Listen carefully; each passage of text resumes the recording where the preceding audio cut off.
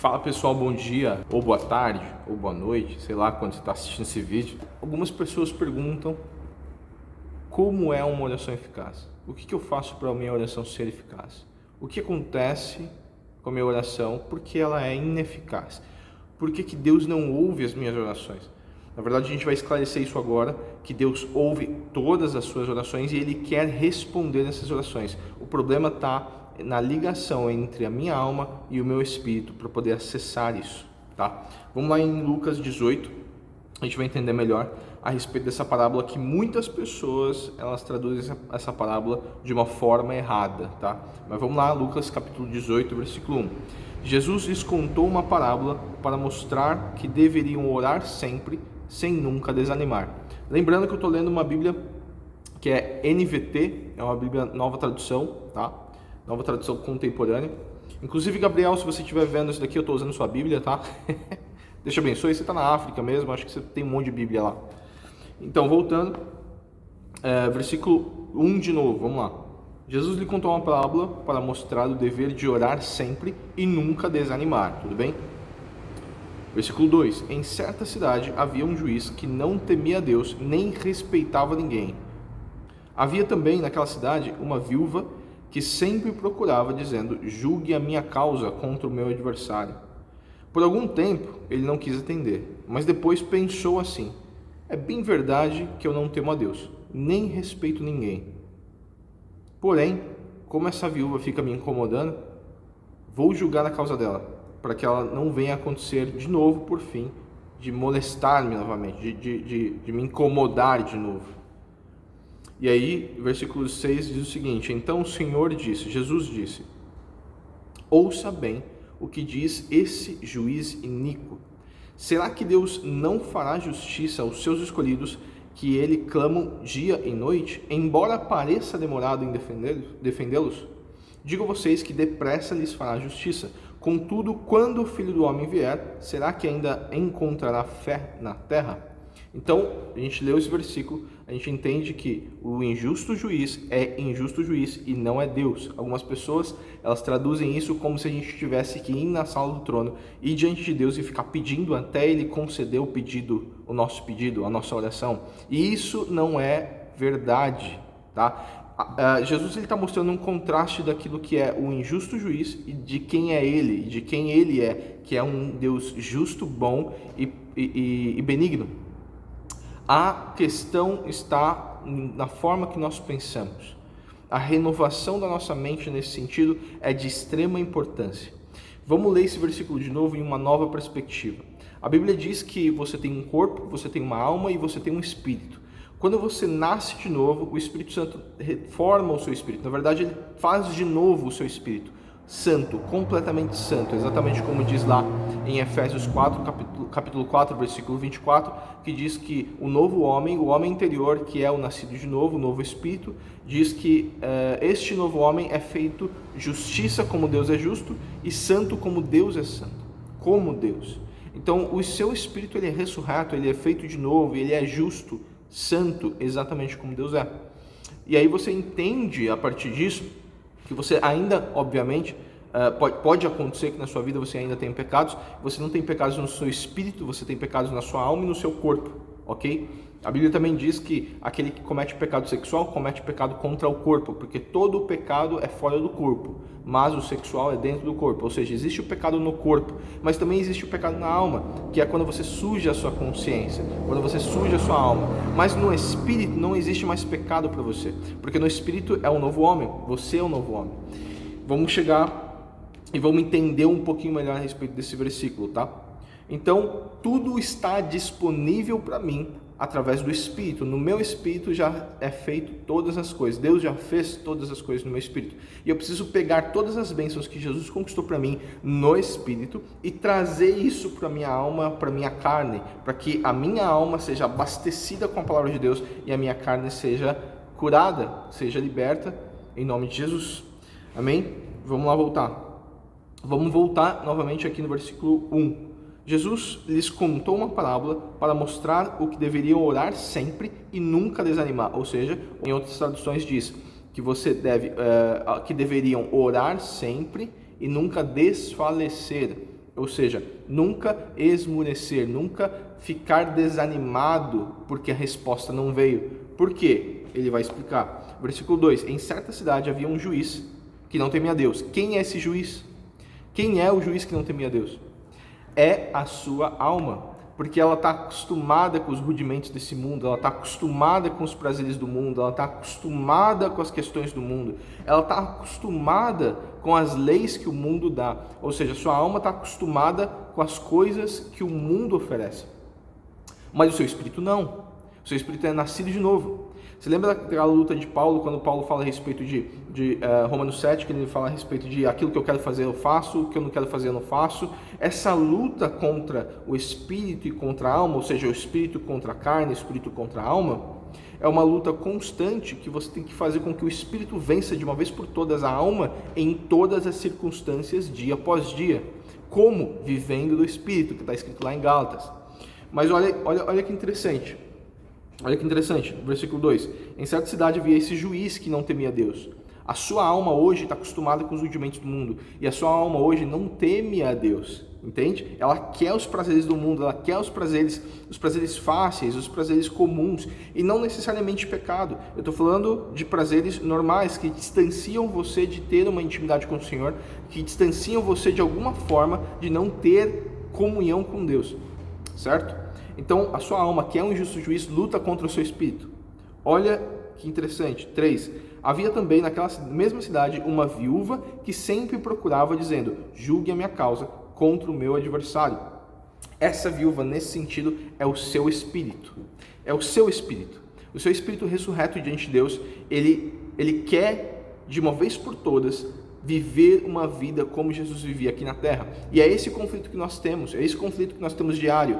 Aquilo que eu não quero fazer, eu faço, e aquilo que eu quero fazer, eu não faço. Por quê? Porque o meu espírito milita contra a minha carne, ou seja, o meu espírito milita contra a minha alma, para que não venha fazer os afazeres da alma, venha acontecer os desejos da alma. Eu quero os desejos do espírito, a vontade de Deus, mas eles ficam lutando. Então a viúva fica lá todos os dias: faça justiça, ou seja, eu oro todos os dias, em nome de Jesus, a alma se dobre.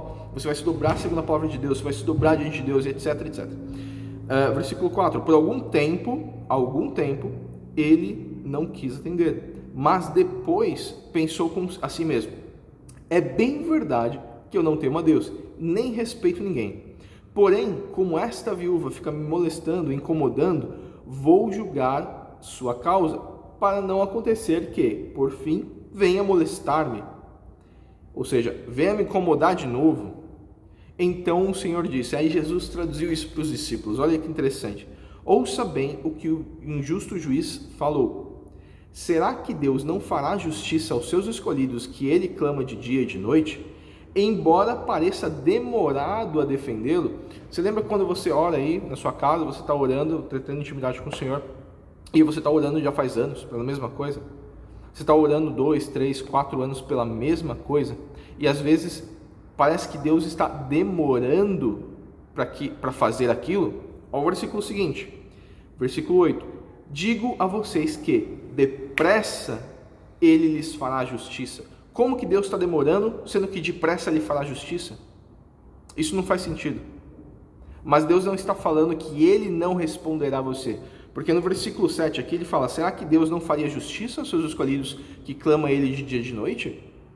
O que isso quer dizer? Quer dizer que você está se apresentando diante de Deus todos esses anos, todos esses meses, todo esse tempo diante de Deus, orando diante de Deus, e a resposta não vem, não por culpa de Deus, porque ele quer fazer, saciar a sua necessidade. Ele quer que a sua resposta chegue no exato momento que você orou. E olha que interessante. E ele fala: digo a vocês que depressa lhes fará justiça. Mas de novo, eu falo de novo, vamos frisar isso de novo. Como assim Deus falou: faço depressa a justiça, depressa, sendo que ele está demorando? É simples. A viúva é o seu espírito, que fica incomodando a sua carne dia após dia, até que a sua alma se dobre. No momento que a sua alma se dobrar, destrava. E aí a resposta de Deus vem. Não porque Deus atrasou, não porque Deus não respondeu no mesmo instante que você orou, mas porque o seu coração liberou a viúva para fazer justiça. Você está entendendo? O problema não está em Deus não responder a sua oração. O problema está em você acreditar, em você crer de fato que as coisas vão acontecer exatamente como você diz que vai acontecer. De novo, Deus não está contra você, Deus está a seu favor. Semelhantemente, lá em Daniel, quando Daniel ele está orando diante de Deus, e aí vem o anjo e fala: Daniel, homem muito amado, né? Deus respondeu a sua oração no primeiro dia que você se dobrou para orar a Ele. No primeiro dia, no exato momento que você se dobrou, Deus respondeu a sua oração. Mas quem impediu o anjo de levar a mensagem? Foi o príncipe da Pérsia. O príncipe da Pérsia entrou em guerra com esse anjo que foi trazer a mensagem, e por isso demorou 21 dias. Daniel parou de orar por causa disso? Não. Daniel ficou 21 dias orando para que o Senhor respondesse a ele. Só que o Senhor já respondeu no primeiro dia. Porém, o príncipe da Pérsia interrompeu a oração de Daniel. Certo? Semelhantemente, somos nós. Mas o reino de Deus hoje não está fora, está dentro. Eu tenho o Espírito de Deus. Então, o Espírito Santo, ele me responde imediatamente. Na mesma hora, o Espírito Santo me responde. Mas por que, então, que o Espírito Santo, como é diferente lá em Daniel, hoje na Nova Aliança, que nós temos o Espírito Santo? Daniel, ele não tinha Nova Aliança, tá? Ele era ainda na antiga, mas como que agora, como que funciona isso? Tem um anjo que impede a minha oração? Não, não existe isso, porque o reino de Deus agora está dentro de você. O que impede agora, as suas orações de serem respondidas é a sua incredulidade, é o seu coração em crer. E como que eu faço para poder quebrar isso no meu coração? É simples, não digo que é fácil, porque quando nós complexamos as coisas, quando a gente deixa as coisas complexas, as coisas vão parecer muito difíceis. Mas quando você simplifica, fica fácil, tá? Então eu vou simplificar para vocês. É basicamente o seguinte: quanto mais você renovar a sua mente, mais você vai crer, ok? Romanos 12, 1, 2. Transformai-vos pela renovação do seu entendimento.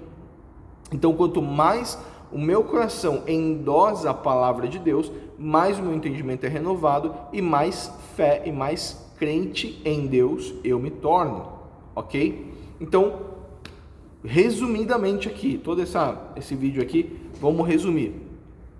Eu tenho que me apresentar diante de Deus todos os dias em oração, não para convencer a Deus, mas para convencer o meu coração a acreditar na palavra do Senhor. E como que eu faço isso?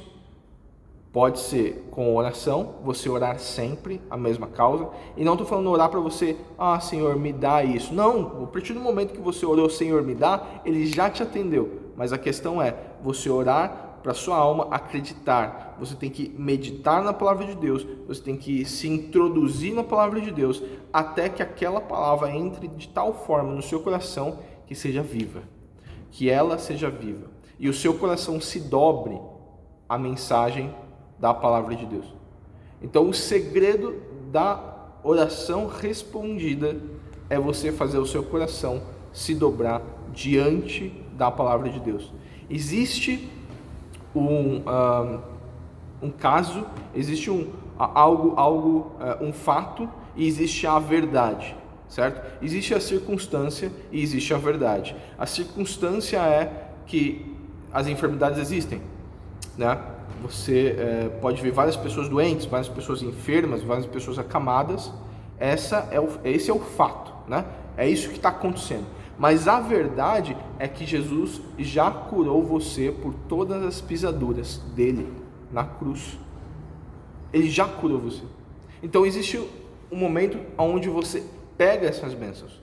E como que você toma posse? Não é levantando a mão falando eu tomo posse, fechando o punho e colocando no peito. Não é isso.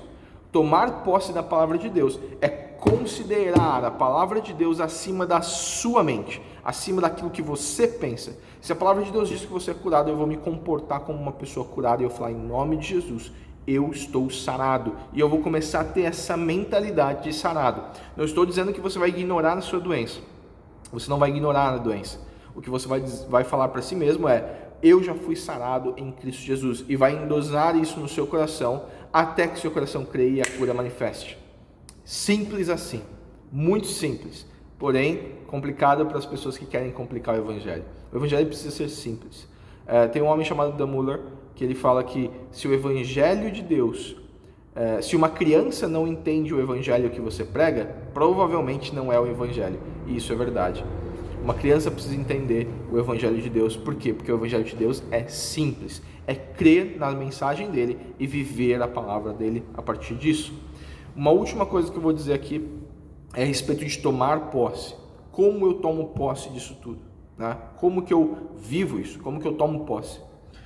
Jesus, ele fala... uma vez ele falou que o reino de Deus é tomado à força, e os que usam de violência se apoderam dele. A violência que ele está dizendo é a violência a respeito do Espírito, a violência no Espírito, tá? É esse tipo de violência que Deus ele quer, no Espírito. Você tomar as bênçãos como se fossem suas, como se fossem feitas por você, né? Como se fossem feitas para você. Então, as bênçãos diz respeito àquele que crê. Então, creia e tome posse disso. E considere essa palavra verdade. Considere a palavra de cura verdade. Considere a palavra de cura, de restauração financeira, de restauração familiar. Considere essa palavra verdade. Ache na palavra de Deus algo a respeito de cura familiar, bênçãos, a respeito de salvação, a respeito de cura física, cura sentimental. Ache na palavra de Deus isso e tome posse dessa palavra como se fosse sua, para que isso seja real. O próprio Jesus disse isso: quando vocês orarem a Deus, creiam que já receberam, e será feito. Olha que interessante. E essa questão de você tomar posse é bem mais interessante, porque essa palavra tomar posse é dita em vários momentos que Jesus fala recebam. Quando Jesus ele fala para os discípulos recebam o Espírito Santo, não é receber passivamente, não é levantar as mãos, fechar os olhos e falar eu recebo. Não é passivo, é agressivo. Receber o Espírito Santo significa ir lá, pegar ele e trazer ele para mim. Receber uma bênção de Deus é ir lá, estender a mão, pegar essa bênção para mim, que é a palavra no grego lambano. Essa palavra lambano significa exatamente isso: você agressivamente ir até o local, ir até o lugar, pegar uma coisa com a mão e puxar para si mesmo. Então, quando Jesus ele diz recebam o reino de Deus, recebam o Espírito Santo, recebam uma cura, recebam isso, recebam aquilo, é a palavra lambano, que significa tomem, peguem o que é direito. E é por isso que muitas vezes nós não recebemos as coisas, porque achamos que levantando a mão para o alto, crendo que Deus vai te dar somente, e não tendo essa posição de é meu, eu recebi propriedade, eu estou apropriado disso. Se a gente não tiver esse sentimento, a gente acaba não recebendo. Por quê? Porque a gente não correu atrás, a gente não fez. Não estou falando para você ir fazer alguma coisa, eu estou falando para você ter uma postura de fé, e é esta postura de fé que Deus quer. Vamos lá, resumir de novo. Você com o seu espírito, que é a viúva, o seu espírito, vai bater tanto na sua alma, que ela vai ter que se dobrar à palavra de Deus. E quando isso acontecer, as coisas que você orou vai acontecer. Amém? Mas já que você veio até aqui, se inscreve no canal, dá um like, compartilha esse vídeo para chegar em mais pessoas, tá?